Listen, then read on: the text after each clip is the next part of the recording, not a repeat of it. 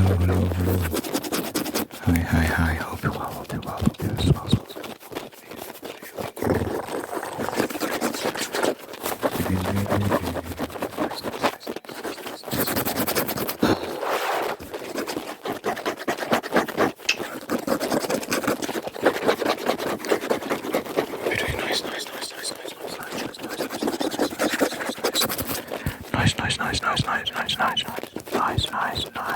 Nice.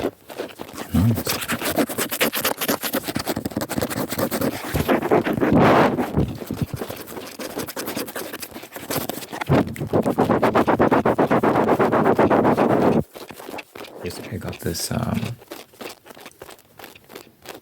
flavored salt. It's pretty good. I was making popcorn. I bought some kernels, some raw kernels, and I was popping them in the pot. So I had some flavored salt to go along with it. It's really good. It was the butter flavor. Kind of has like a sort of sweetness to it. Kind of has a sweetness to it as well. So it's quite nice. It's quite nice.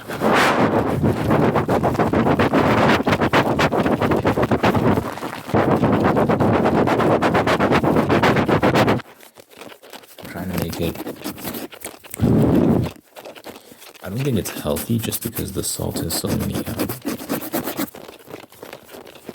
colorants and flavorants and who knows what they're putting in there, right? But I think the fact that I'm using raw kernels helps as well, so you know that it's not too artificial. At least the corn isn't. It's natural corn. And yeah, the salt is what it is. I use coconut oil as well. I don't use canola oil. I use coconut oil, which is pretty good. It's pretty good oil to use. One of the healthiest ones you can use. So yeah.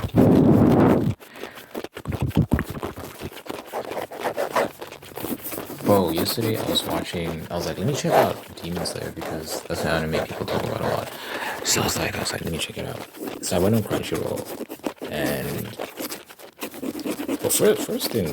first of all, I was already confused because I'm looking at all the seasons. They don't number, for whatever reason, they don't number the seasons. They just tell you what arc it is. So I'm like, okay, I don't know which one is the first one, but there's a big play button underneath the title, and it says play episode 1. So this is not like attached to the season. It's just underneath the title of the show, play episode 1. I'm like, alright. I was watching on my PlayStation, so I say, okay, cool. Play episode 1, and it starts episode 1 of the Mugen Train arc. Now, thank God, I shared it on my my community tab, because someone pointed out like that's not episode 1. I'm like, what? So I checked to see if this person's telling the truth, and yeah, I'm like, I googled what I do. I said, I googled Demon Slayer episode 1. I'm like, oh my God, this. I think the Mugen Train arc comes after the first season, if I'm not mistaken. I think it's season 1, and then the Mugen Train arc was like a movie, but then they also had episodes or whatever. On Crunchyroll, it's like in episode form. I think there's like 7 episodes or something. I'm not sure. So I checked it out, and apparently season 1 is not available in my region on Crunchyroll, which is so stupid. It's so frustrating. I don't even know how that happens. Season 1. So season 1 is available in other regions, but it's not available in this region. It's just so insane to me. But anyway, luckily I have a Netflix, but it's expiring like in 2 days or something. It's so annoying, dude. My Netflix subscription is expiring in like 2 days or something like that. I'm not renewing it just to watch Demon Slayer. So now I have to, like, if I want to finish it, I probably have to go on like these dodgy websites, these piracy websites. So I'm not paying like for an entire Netflix subscription just to watch Demon Slayer season 1. And it's like 26 episodes. I can't binge all that in like 2 sittings or something. That's too much. I like watch like if I binge, it's like 2 or 3 episodes. I don't like sitting for hours and hours. The only time I ever did that was like Game of Thrones. I binged the hell out of Game of Thrones. Wow. But yeah, I don't like just. And Attack on Titan. Attack on Titan I was binging as well. I was binging the hell out of that show as well. But besides that, I don't like to just. Yeah, I take it slow. I usually take it slow, so. I don't think I'm gonna be able to finish season 1 before my Netflix subscription ends. I used to use Netflix to watch K-dramas. But I don't know, like I feel like a lot of these K-dramas, they just repeat the same formula. It's kind of getting boring.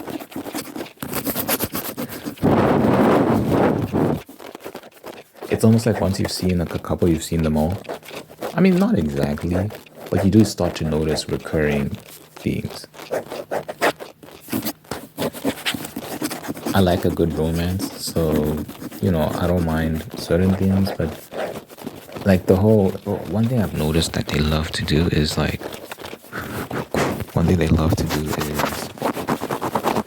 whole love triangle thing. They're obsessed with love triangles. There's always some other guy in the picture that now you have to fight.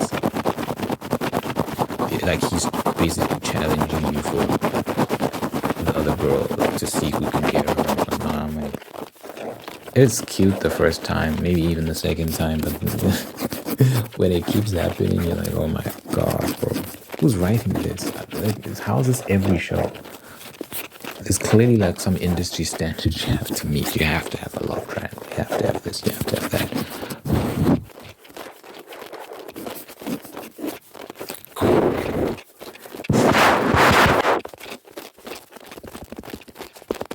And I'm always craving, like my whole thing is like a good countryside story, like something set in the South Korean countryside in a small town somewhere.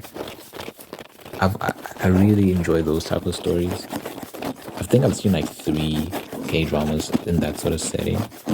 But one thing that kind of annoys me is that the characters always have to have something else going on to show that they could leave the small town if they really, really wanted to, but they choose to stay. For example, there was a show that I enjoyed called Hometown Cha-Cha-Cha, and in that show there's a guy who he spends a lot of his time, I mean, he lives in the small town and he's quite well known there. He's kind of like a handyman and everyman. He does odd jobs around the small town, and people can always depend on him for anything, basically. You can call him if you've got a leak, you can call him if you need help with your electricals, whatever. Like, he's just that guy.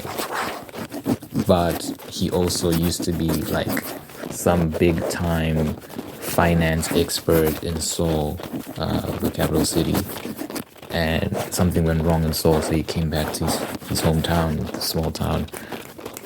But there's always that thing, right? Always like, oh, I'm a bigwig and I could leave if I wanted to, and I've got all these other things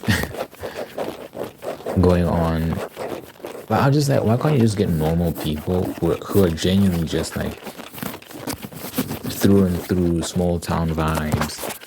There is no plan B. Like that's just who they are.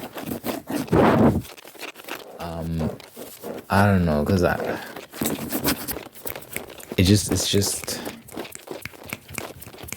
it doesn't feel authentic when they keep doing that, and you start to notice that recurring theme with all of these kind of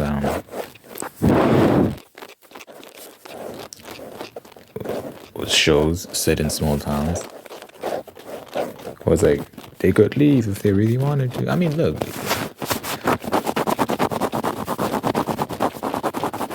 I guess that's kind of, I don't know if that's a big message. I guess you want to make them seem smart, but why is that smart? I don't know. It's just, it kind of defeats the point, because they'll also like have this dichotomy where they try and paint like people from the city as stuck up and whatever, and the people from the small town are down to earth and all these sort of things. But I feel like you kind of defeat that whole thing when you're kind of appealing to that city ideal, right? In order to qualify the individual, they have to have some university degree. They have to have some past life in some firm in the city, whatnot, to validate them or something like that. I'm like, why can't he genuinely just be like a farmer, and that's all he is? There's nothing else to him except that. He's not secretly a tech whiz or like an investment banker or whatnot. It's just so ridiculous. They always do that. I just find it annoying. I just went on a rant about K-dramas. And even like this other one I'm watching. Well, I stopped watching it, but it was also set in a small town, and it's about this guy. He works at this weather station in this small town, and they're like, you need to go to the city. You need to go to the one in the city because your skills are being wasted. And he's like this genius, and he's like, yeah, I could leave if I wanted to, but I want to stay here. And they keep pushing him to go to the city, and maybe he'll like decide maybe I should go to the city, whatnot, and then like he'll eventually come back because like he wants to stay with the girl there or whatever. I don't know, some corny ass story. I just hate that they keep doing that. They always keep repeating the same themes over and over and over and over again. When you do it once, I think it's cool. But when you keep seeing it over and over again, it's like. But yeah, that's really like the whole small town vibe. I really enjoy those ones the most. Like a romance set in a small town. That's my niche. That's my niche for sure. Anywho.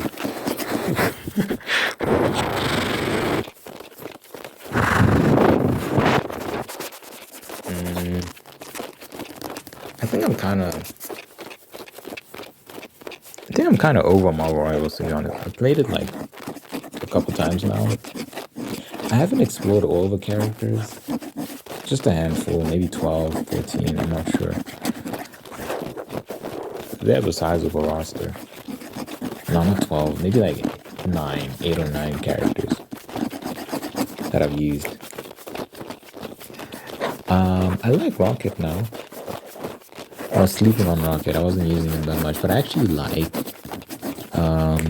actually enjoy like being the healer in the group.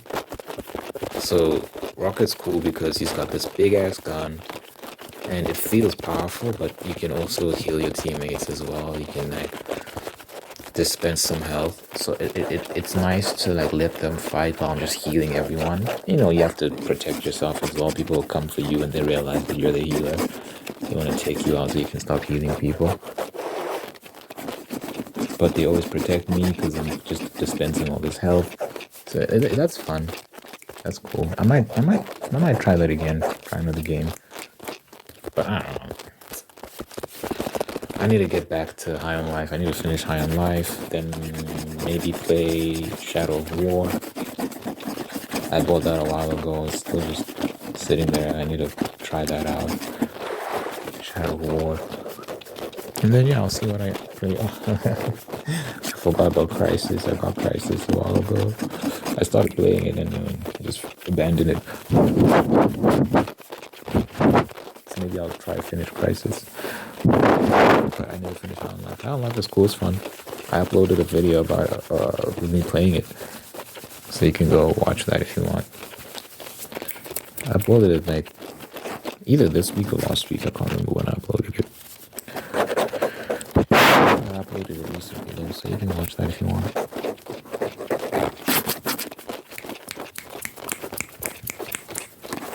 Thinking of playing Watchdog Legions. You know, I used to be like enamored with the UK, with England in particular. I used to want to live there so badly. Um, Not as much anymore. I don't know. Maybe I'll visit someday and see if it still appeals to me. Maybe I'll visit someday and see. I got family there, so I can visit some family and then they can show me around and I'll see if I like it. But I want to play Watch Dogs Legion because I remember like being super into it when it first came out. Like I was interested in exploring that just because it was set in England, and it's like an England simulator basically. Like they really replicated London really well. That's what I heard, and I was like, wow, I'd really love to play the game and just see how they replicated the city and how well done it is. So I was like, but I never played it for whatever, and I had it. I had it on my PS4. I never touched it on my PS4, but it's still in my PlayStation library. So at some point I'll download it and play it. We'll see if I enjoy it.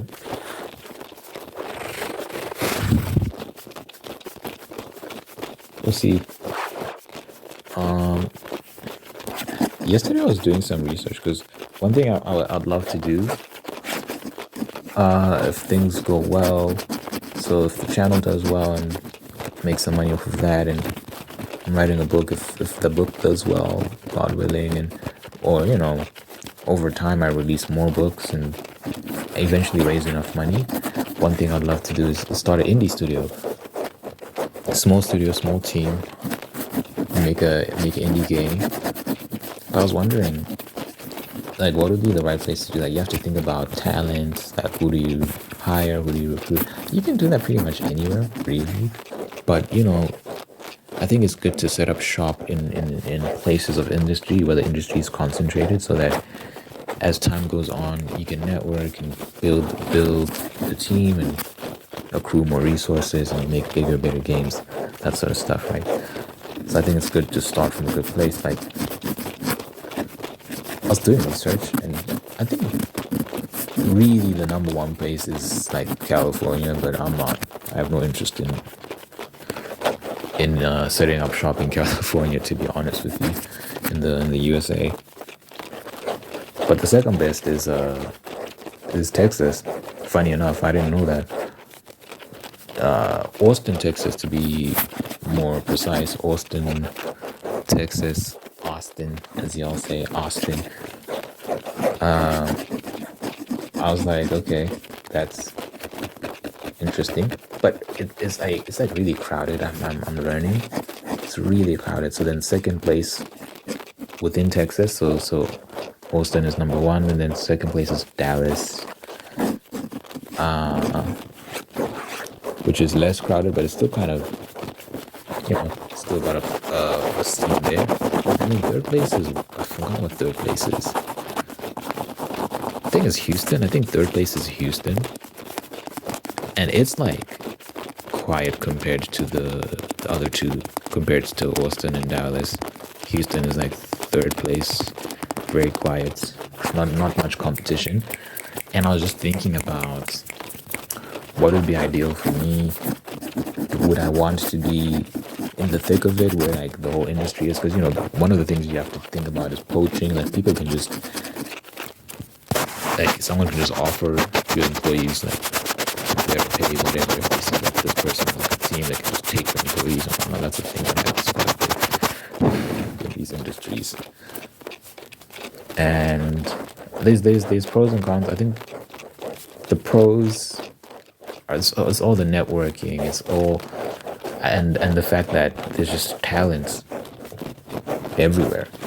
A lot of the universities are in places like Austin, Texas, and a lot of these graduates who have degrees in computer science and whatever, and gaming in particular. So there's that benefit. But I like the quiet vibes. I'm out of the way. I can just focus. There's no distractions. And we can just do our own thing. And that's what these little competitions. ourselves. Because especially in that initial phase when you're just trying to get your feet planted on the ground firmly, you want to avoid like needless distractions and stuff like that. So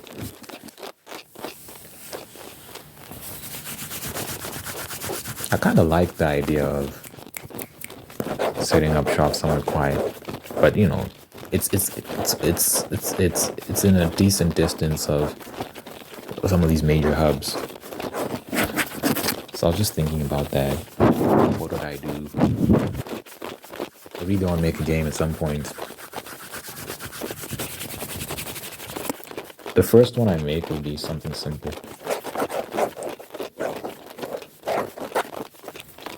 Just to make a name for ourselves, but it's not something crazy. It's not AAA. It's manageable for a small team, But one thing I was thinking about, AI has really made some amazing strides.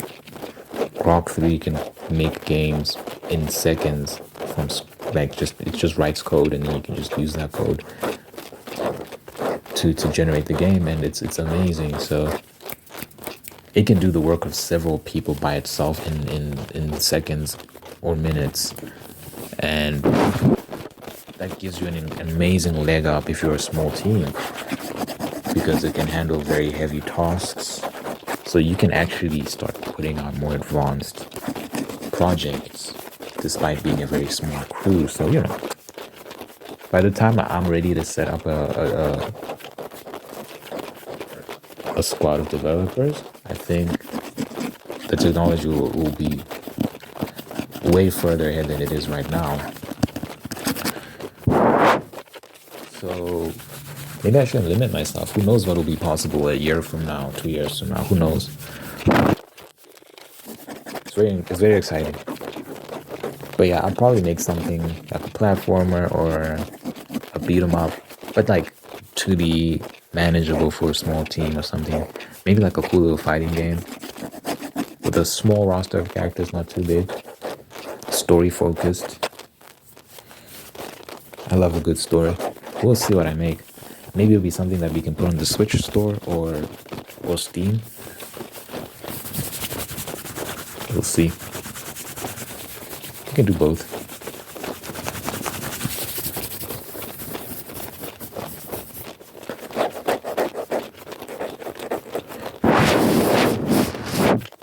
So anyway,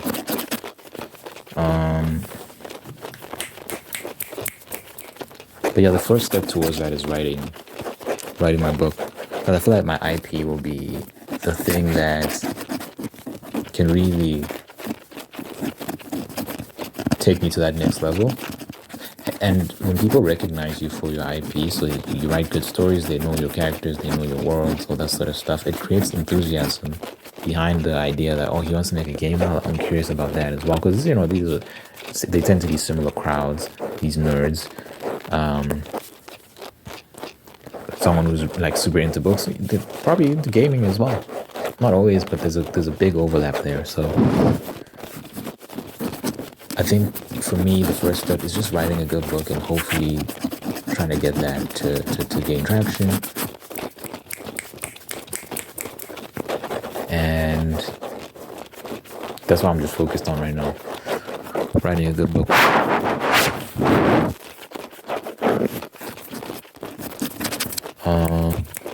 So I actually started doing this daily challenge thing where I use Grok to set up a system where I earn XP and I level up and all that sort of stuff. And basically how it works is that right now we're working on prose.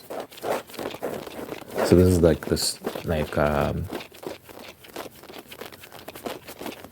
delivery, the general style of writing, your descriptions, your voice, like how the story reads, I guess would be your prose.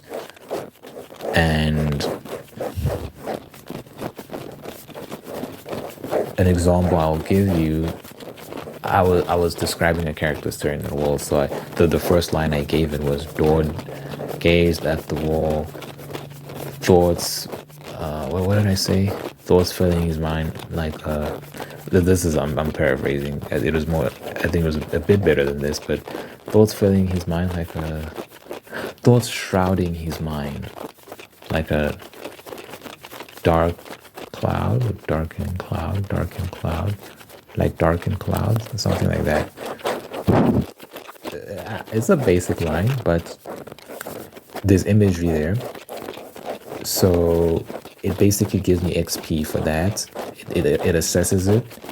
Like, okay, how strong of a line is this? How strong is the imagery? How strong is the wording? Could you have used better words?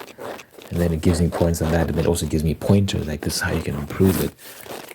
So we workshopped that line and we made it better. And we ended up with some better. It gave me like 5 different options I can choose from. This is very useful when I'm writing as well, because if I do this exercise with it for like my actual chapters, because the line I gave it was just like a throwaway line that I thought of on the spot. It was a tester. It wasn't meant. I was just trying to test out the system. But if I do it with my actual writing, I can really improve the story a lot by doing that.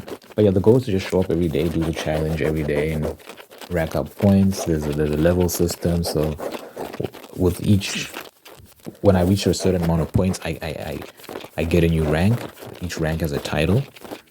I forgot the names of the titles, but yeah, I think there's like 5 ranks, and I want to get to the 5th one, which is worth like 500 points.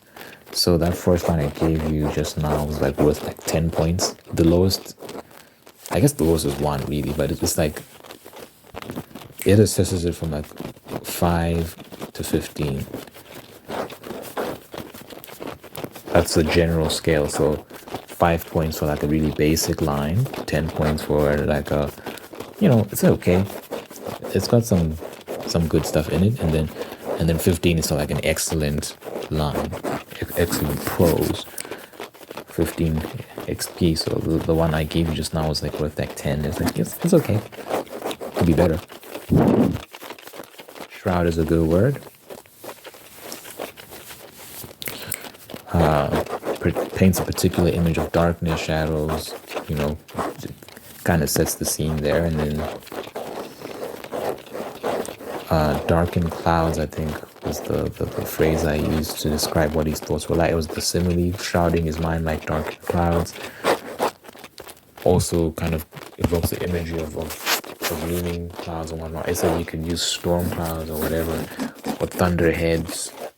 You could use different words to paint an even more vivid picture. So just give me pointers. But yeah, anyway. So the more vivid, the more refined the line is, the more points I get. See, I'm just working on being more artful with my prose, more poetic. I think I'm pretty good already. That line was a tester. Like, that was not an indication of my actual skill level, but yeah, the goal is to just improve so that this can be as tight, as professional as it can be, this book I'm writing.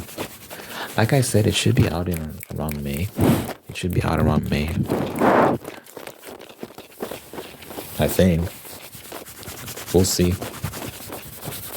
But yeah, that's my goal, is to just put it out by May.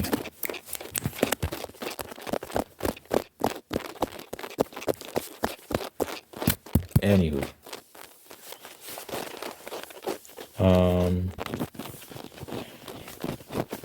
I just need to lock in every day. Do what I do. Thanks for watching. Let me know what you think in the comments. You know how to break down the video. So dear Father, God, I thank you for this individual watching. So now thank you for speaking. And guide them with false to most peace, prosperity, and purpose. Thank you for blessing this person with wonderful people to love. Let them take care of them. Really have some person with them. Thank you for taking the ones that are there to do the same thing. Thank you for this person with love and marriage. Sustain that love and marriage. Thanks for wonderful things in our life, and by giving thanks, they can find peace, contentment, and attract even more blessings. Let your presence be found in this person's life, so that you love this brother, you live, and be there for them. God, help long life and happiness for this person. In your mind, I pray in Jesus' name, I pray, amen, amen, and amen.